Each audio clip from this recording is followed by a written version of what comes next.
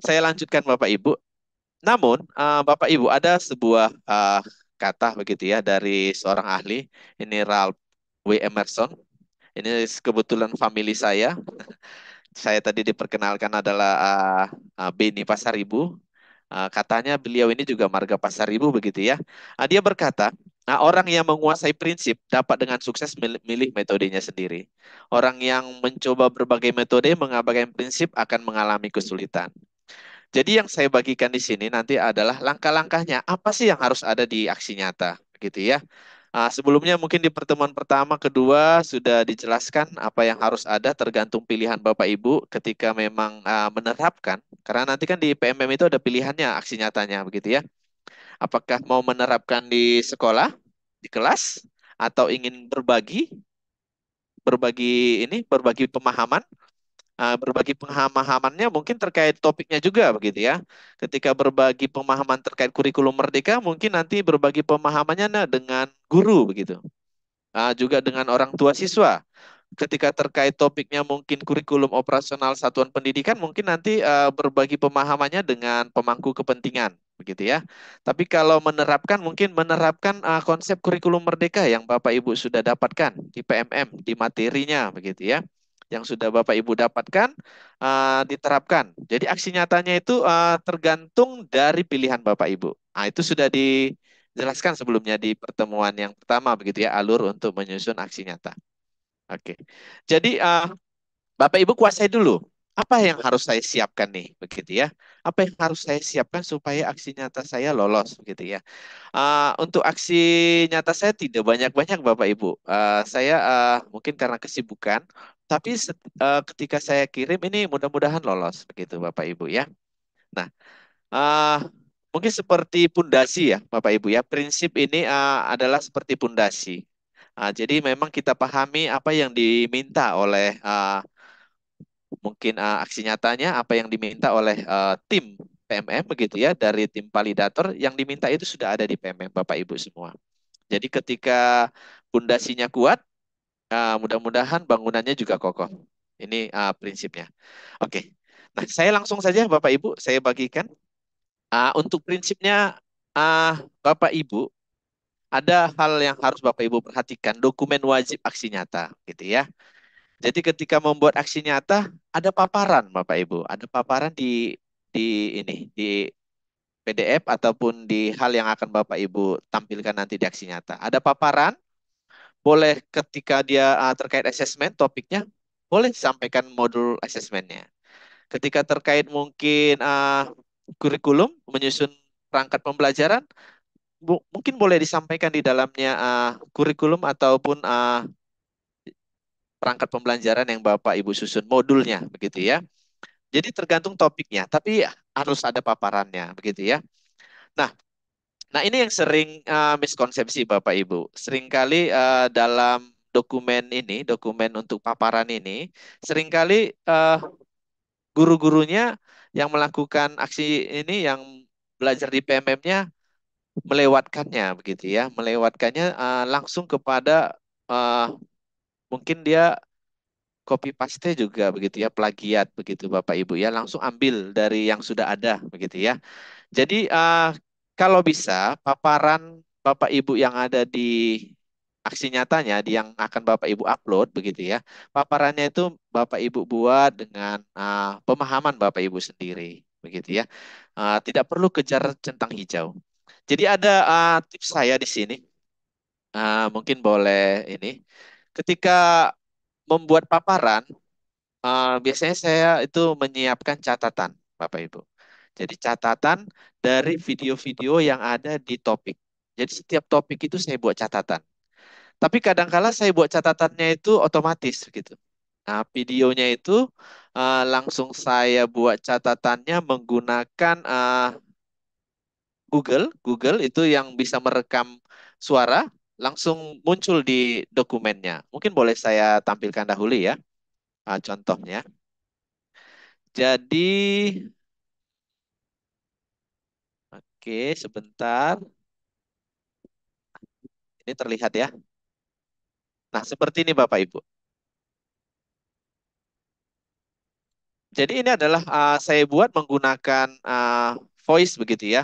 Jadi nanti saya pakai alat, ini pakai dikte. Jadi catatan ini videonya saya putar, saya buat catatannya.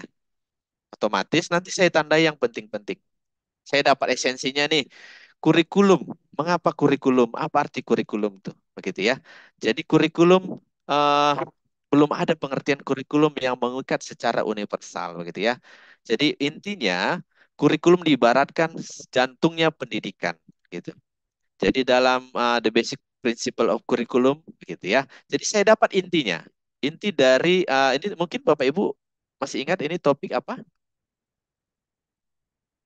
Ayo, ada yang ingat Bapak Ibu topik apa ini? Oke, caranya gimana, Mas? Oke, caranya nanti videonya kita putar. Oke, kalau di sini nanti saya putar dia bentrok nih. Ketika kita sudah putar videonya, saya buka Google Docs, saya pilih alat, saya pilih dikte begitu. Jadi otomatis nanti dia ngetik sendiri begitu. Oke. Kalau untuk caranya ini sudah banyak di YouTube, Bapak Ibu. Bagaimana kita menulis otomatis pakai Google Docs. Nanti boleh dicari ya.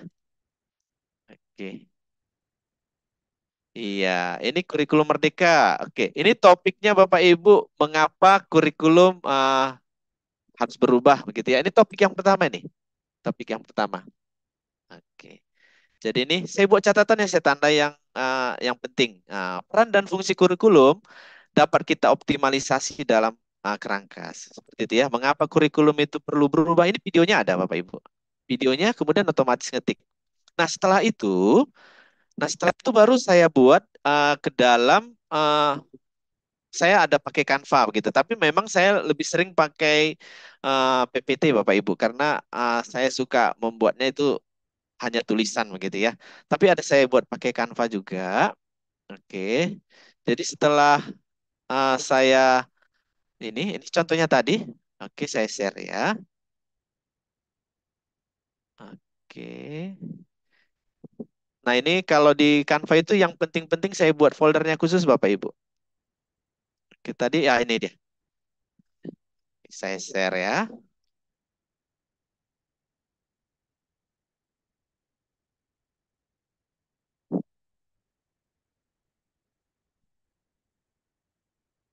Oke. Jadi Bapak Ibu, nah ini tadi materi yang saya tandai tadi. Kurikulum Merdeka. Nah, jadi ini paparan saya. Saya buat dari tadi bahan catatan yang sudah saya kumpulkan. Saya simpulkan begitu ya. Nah, jadi ini apa yang saya nanti praktekkan begitu ya. Dan saya buat paparan dulu. Apa itu kurikulum? Oke. Jadi berdasarkan tadi yang saya warna kuning Bapak Ibu, Ralph Taylor dalam bukunya The Basic Principle ini lagi tadi ya. Jadi memang saya harus dapat ilmunya nih begitu. Itu konsep yang pertama. Oke, konsep yang pertama seperti itu. Jangan sampai kita pejuang centang hijau Bapak Ibu ya. Dapat ilmunya begitu ya. Dapat ilmunya, saya dapat itu apa kurikulum, peran dan fungsinya. Kenapa harus berubah kurikulum begitu ya? Karena ternyata seiring dengan perkembangan zaman begitu ya, kurikulum yang dahulu itu tidak relevan begitu. Sekarang anak-anak juga cita-citanya sudah berubah begitu ya. Jadi untuk mempersiapkan masa depan untuk pendidik sekarang itu kita memang harus berubah. Kemudian kalau di pengalaman Bapak Ibu ya. Ketika saya menerima beasiswa yang Harvard itu juga begitu ya. Di sana itu untuk pendidik itu ditindak dengan keras Bapak Ibu. Tidak boleh plagiat begitu. Ketika dia plagiat dia akan langsung kalau istilahnya di Indonesia namanya drop out Bapak Ibu. DTO begitu ya. Tidak ada tidak ada perlakuan yang istimewa begitu kalau sudah melakukan plagiat. Jadi memang ya kita buat dengan konsep kita sendiri, kita rangkum. Jadi kita juga dapat intinya Bapak Ibu. Karena sekarang ini yang sangat penting ditingkatkan di sini begitu ya, adalah kemampuan literasi Bapak Ibu semua, gitu ya. Jadi ini adalah paparan saya sedikit. Nah, setelah sampai ke paparan, nah eh, apa yang mau saya lakukan aksi nyatanya begitu? Yang mau saya lakukan aksi nyatanya ini. Saya mau menerapkan pembelajaran paradigma baru di kelas. Jadi saya memilih ini sekali itu kan ada pilihannya begitu ya. Pilihannya kalau di aksi nyata itu kan ada menerapkan pemahaman, begitu ya. Ada juga menyebarkan pemahaman. Saya pilih menerapkan. Nah, inilah yang mau saya terapkan. Pembelajaran paradigma baru, poinnya itu adalah ada 5. Bagaimana kita mempertimbangkan kebutuhan capaian belajar murid saat ini. Jadi, berarti eh, murid saya lakukan asesmen dulu begitu. Mereka bisa nggak materi ini begitu ya, Eh, materi prasyaratnya ini supaya lanjut begitu ya. Kemudian nanti ini tahapan-tahapannya Bapak Ibu, inilah yang mau saya terapkan. Yang mau saya terapkan di kelas begitu ya. Oke, suara saya terdengar? Ini suaranya tiba-tiba kecil. Halo? Oke. Dengar dengan jelas, Bapak. Terdengar? Iya, terdengar ya. Oke, jadi setelah ini tadi ya, kurikulumnya tadi, poinnya ini yang mau saya lakukan di kelas begitu. Pembelajaran paradigma baru dari catatan saya tadi. Nah, setelah saya dapatkan ini yang mau saya terapkan, saya lakukan di kelas begitu ya. Nah, inilah langkah pertama tadi. Saya asesmen dulu anaknya, saya pakai PMM juga. Kemudian ini adalah tahapan kedua, membangun kapasitas belajar murid menjadi pembelajar sepanjang hayat. Oke, saya membuka dialog secara terbuka begitu ya. Oke, kemudian nah ini adalah memberi ruang berdiskusi, mencari sumber lain dan memberikan apresiasi pada murid. Nah, eh, jadi ilmu yang saya dapatkan di PMM itu saya terapkan di kelas, begitu Bapak Ibu ya. Jadi tidak perlu mengejar banyak-banyak ini ya, tidak perlu mengejar banyak-banyak. Oke, tidak perlu banyak-banyak mengejar aksi nyata, Bapak Ibu ya. Yang penting, sangat penting esensinya kita dapat, gitu. Karena di Kemdikbud juga sudah membuat aturan begitu ya untuk mungkin di RHK begitu ya. Di RHK kan hitungannya ada yang 32 JP, ada yang 128 begitu ya. Nah, rasionalnya itu dari mana begitu? Rasionalnya itu kan sebenarnya eh, kalau 1 minggu lah Bapak Ibu meluangkan waktu 2 jam untuk belajar. Berarti kalau kali 4, 8 begitu ya. 8 jam lah 1 bulan. Kali 4 bulan efektif. Berarti 32 jam. 32 JP lah minimal gitu ya. Jadi kalau aksi nyatanya diikuti saja panduannya yang seperti yang tadi, disiapkan dulu materinya begitu ya, paparannya. Tapi paparannya benar-benar Bapak Ibu peroleh dari ini ya, dari pemahaman Bapak Ibu sendiri. Jadi tergantung topiknya juga begitu ya. Nah, setelah itu apa yang mau Bapak Ibu lakukan? Apakah mau melaksanakan di kelas atau menyebarkan pemahaman? Dokumentasikan foto-foto kegiatan penyebaran aksi nyata. Boleh tidak di video? Boleh, Bapak Ibu? Boleh ya? Boleh di video begitu ya. Kalau di video lebih bagus lagi tuh begitu ya. Oke, di video boleh, di foto-foto juga boleh. Kemudian pastikan juga nanti ada umpan balik sasaran aksi nyata dari peserta begitu ya. Kalau ketika menerapkan di kelas, berarti apa ininya umpan baliknya? Umpan baliknya dari siswa begitu ya. Kira-kira seperti apa bunyi umpan baliknya? Oke, banyak ya Bapak Ibu ya tergantung topiknya. Mungkin umpan baliknya saya sangat senang dengan pembelajaran yang seperti ini, dengan tahapan-tahapan seperti ini yang tadi yang dilakukan begitu ya. Jadi pembelajarannya lebih terbuka, saya diberi kesempatan untuk berdiskusi dengan rekan saya, dengan sesama teman saya di kelas begitu ya. Berarti itu umpan baliknya dari siswa. Ketika Bapak Ibu ke guru juga, mungkin umpan baliknya juga ada dari guru, saya jadi memahami kenapa kurikulum harus berubah begitu. Diberikan alasannya ternyata karena seperti ini, seperti yang tadi saya katakan begitu ya. Jadi tergantung sasaran begitu. Jadi esensinya harus kita dapat Bapak Ibu ya. Oke. Oke, hasil diskusi siswa. Oke. Baik. Berikutnya, nanti Bapak Ibu juga siapkan juga dokumen pendukung Bapak Ibu. Nanti kan setelah ini Bapak siapkan PDF-nya tadi yang berisi paparan, dokumen foto kegiatan, kemudian umpan balik, sasaran aksi nyata, dan diingatkan Bapak Ibu umpan balik dari siswa ini kalau dipoto jangan sampai tidak terbaca. Oke. Umumnya banyak yang membuat kesalahan di situ. Umpan balik sudah ada, refleksi sudah ada, tapi tidak ini ya, tidak terbaca Bapak Ibu. Jadi ketika tidak terbaca, otomatis validatornya ini buatnya uh, tidak ini nanti, tidak disetujui begitu. Oke.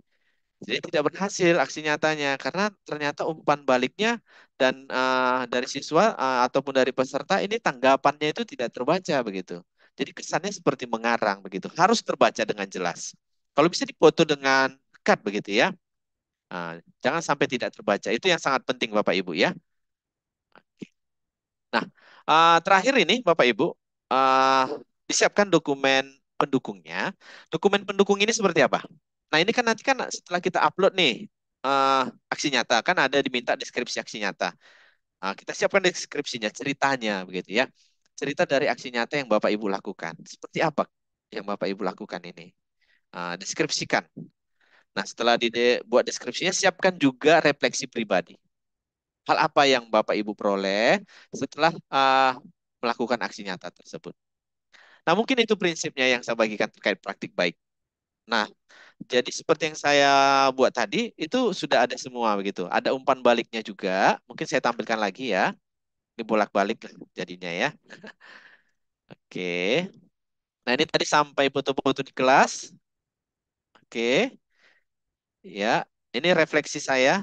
Nah, ini umpan baliknya nih kalau kita zoom ini terbaca Bapak Ibu ya. Kalau di Zoom ini terbaca oleh validator. Jangan sampai tidak terbaca, begitu ya. Nah, boleh juga kasih umpan baliknya yang di kelas, karena ini ada beberapa kelas ya. Oke, dan ini terbaca Bapak Ibu.